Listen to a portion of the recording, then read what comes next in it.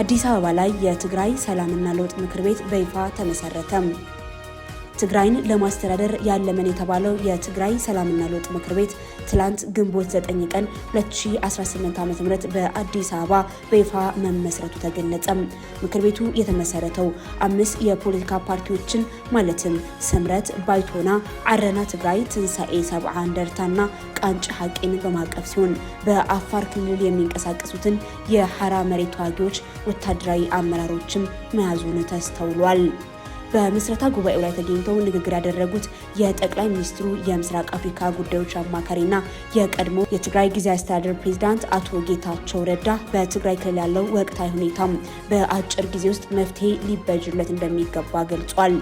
በቅርቡ ወደ መቀለ እንደሚገባ የጠቀሱት አማካሪው የምክር ቤቱ ዋና ሚና የትግራይ የተቃውሞ ማሰባሰብና በትግራይ የለውጥ ስራ ማከናወን መሆኑን አስረድቷል። በአዲስ አበባ ከተማ በመሰረቱ የተነገረለት የለውጥ ኃይሎች ምክር ቤት ህወሓትን አስወግዶ ትግራይን ለመቆጣጠር የሚሰራ ነው ተብሏል።